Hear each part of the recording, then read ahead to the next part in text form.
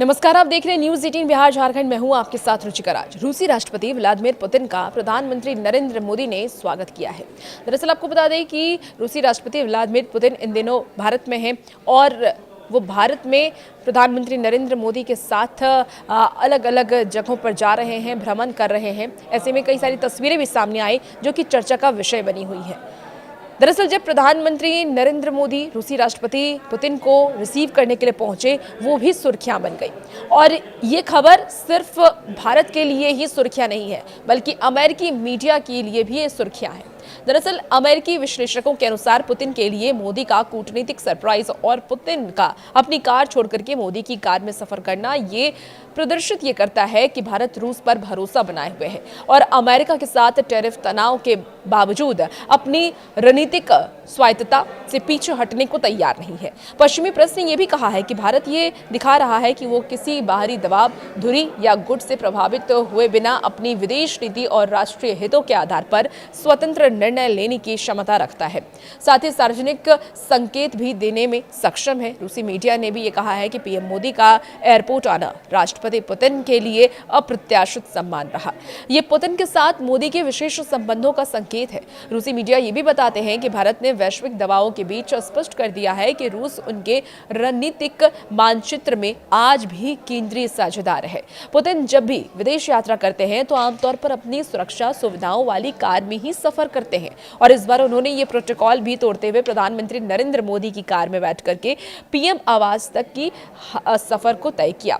पश्चिमी विश्लेषकों ने यह भी कहा है कि इसे भरोसे का विरला उदाहरण उन्होंने बताया।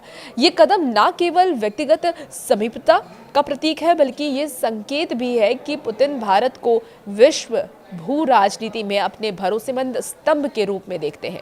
ये कूटनीतिक संकेत भारत उन नेताओं के लिए सुरक्षित रखता है जिनके साथ उनके संबंध रणनीतिक, ऐतिहासिक और भावनात्मक तीनों आयामों में गहरे हों।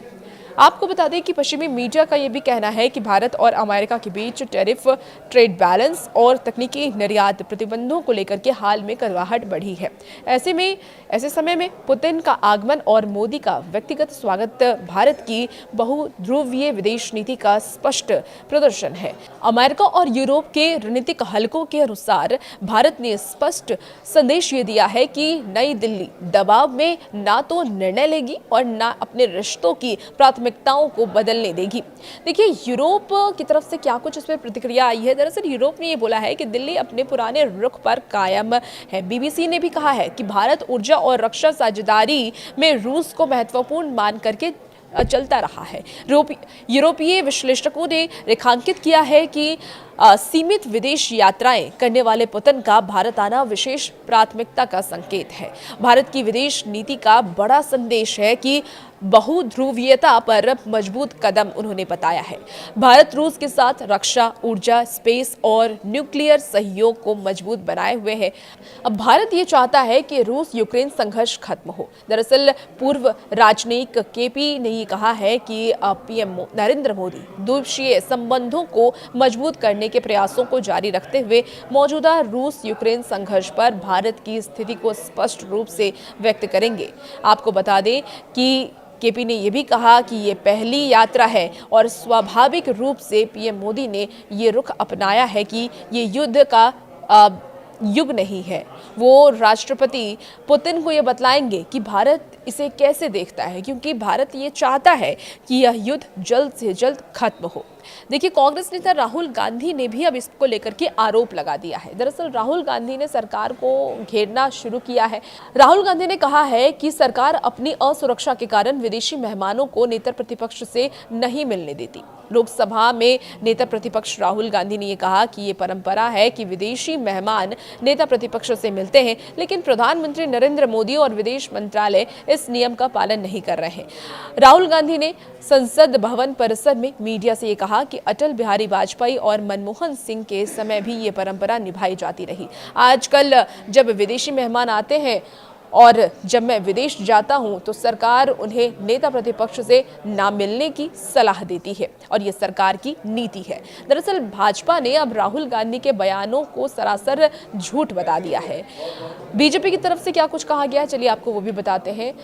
बीजेपी ने इस पूरे बयान को झूठ बताते हुए इसे खारिज कर दिया। सरकार विदेशी मेहमानों को उनसे मिलने नहीं देती है। जो आरोप राहुल गांधी लगा रहे हैं उसे बीजेपी की तरफ से झूठ बताया गया है। पार्टी ने यह कहा है कि विपक्ष के नेता ने इस साल न्यूजीलैंड और मॉरिशस के प्रधानमंत्रियों समेत कई विदेशी मेहमानों से उन्होंने मुलाकात की और भाजपा के मुख्य प्रवक्ता अनिल ने सोशल मीडिया पोस्ट में इन विदेशी मेहमानों के साथ मुलाकात की राहुल की तस्वीरें भी साझा की है। और भी ऐसी वीडियोस के लिए बने रहिए न्यूज़ 18 बिहार झारखंड के साथ।